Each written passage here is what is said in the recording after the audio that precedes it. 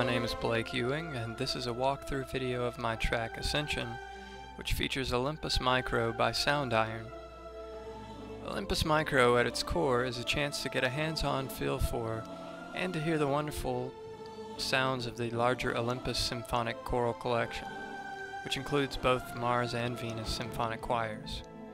This demo package contains a polysustained phrase, enum, which is tempo synced at 100 BPM, but if you're using Contact 5, you can time stretch that to your host project tempo. And you also get 2 effects patches, which make nice ambient pads.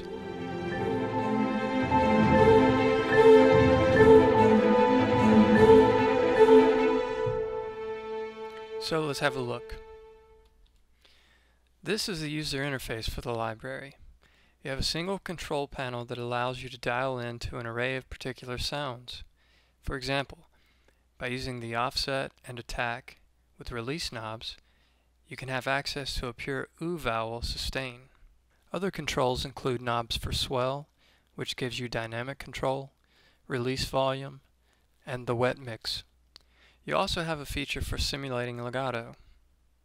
While not true legato sampling, you can add a touch of realism to your melodic lines using this tool.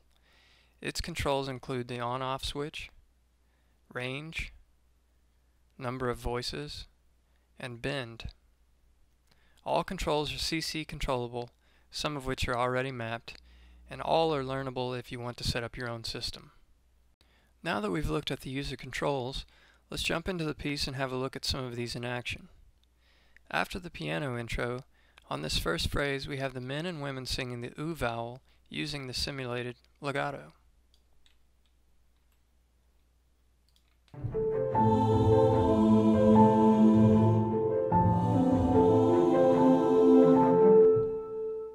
For this phrase I made sure to have the legato on button active and to set the bend at a reasonable value. To accentuate the transitions, you can see I've used CC72 to control the swell to add a little dynamic movement into the transitions.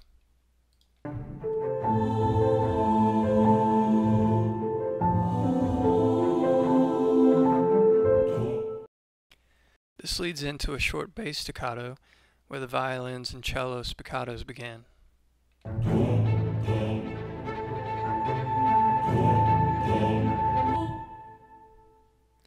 For this do sound, I moved the offset and attack to 0 and rode the swell knob a bit.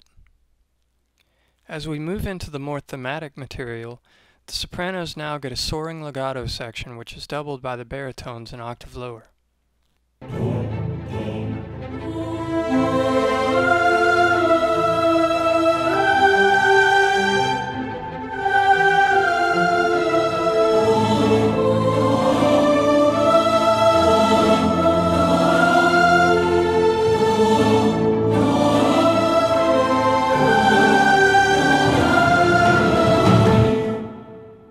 As a compositional note, in a real ensemble, this line for the baritones would fit quite well in the tenor's range.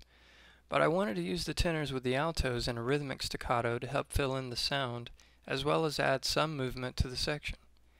So having the baritones with possibly a few second tenors in their upper register would add a nice sense of urgency to the line that you might not get from just the full tenor section. As with most decisions in writing, there's usually more than one way to get a result, but the choices you make can really affect the outcome. Back to this legato line. In a long melodic phrase like this one, I try to have constant movement. If you take a look at the swell and bend knobs, you can see they're going to move simultaneously.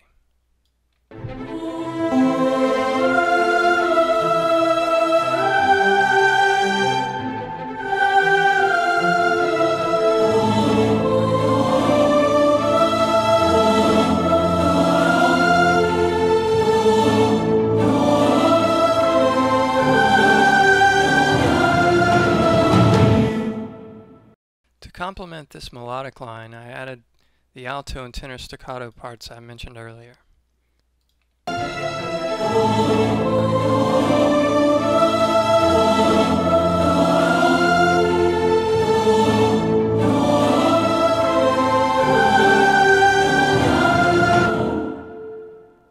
As you can see, I ride the swell knob using CC72 quite a bit throughout this section.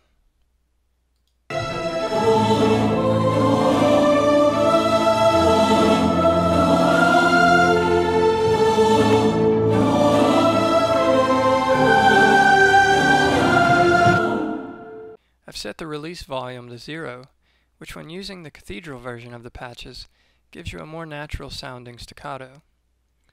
I also have my offset set to 0, which will give me the DAW sound. Keep in mind your staccato is just a quick strike of the key, but you can finesse this, as I've done here, with different note lengths to come up with some interesting lines. The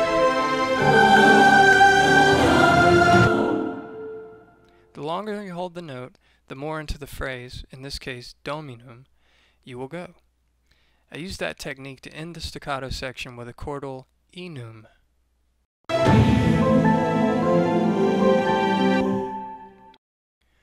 The way I did this was to set my offset at 50, which is where the E sound begins in the phrase, and then I held the note long enough to get to the and the end of the melodic section.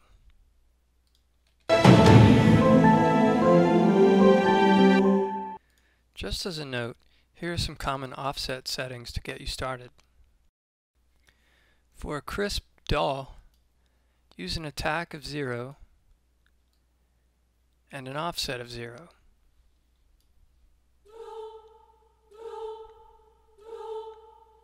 For O, try offset of 14.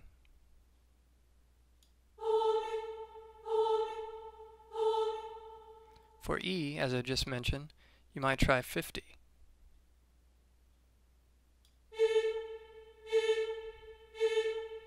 For U, you could try 74.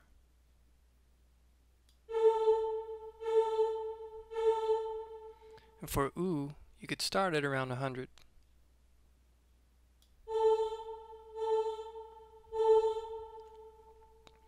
Now, if you bring the releases back into it, you can make DOM, UM, and using the DO, O, and U settings I just mentioned.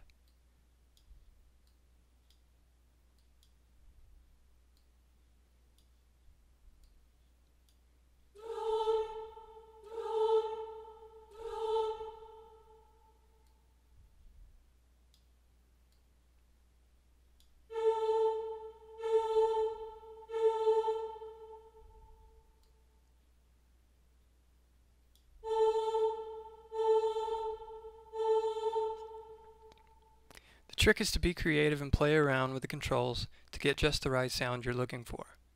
That leads us into the final section, where the basses and baritones get a nice rich melodic line doubled by all the string sections.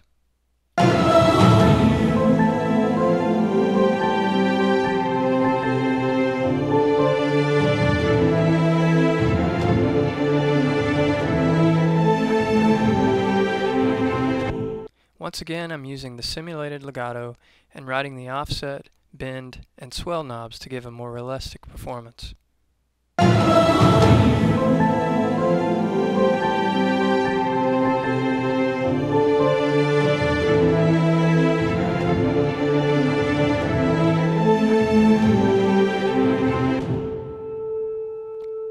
full male choir chordal moment comes in here, where I switch legato off and ride the swell into the transition. Along with this, the sopranos and altos join with the staccato do to end the piece.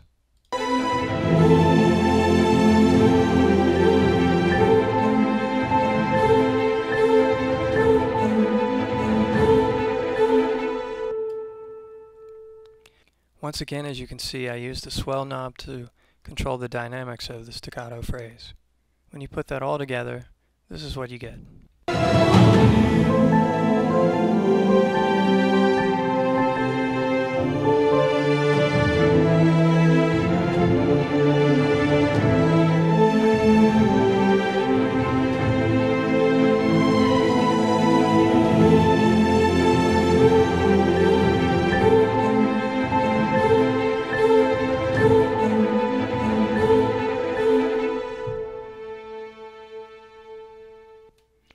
I hope that this has been informative and somewhat helpful in showing the creative possibilities that you can have with Olympus Micro.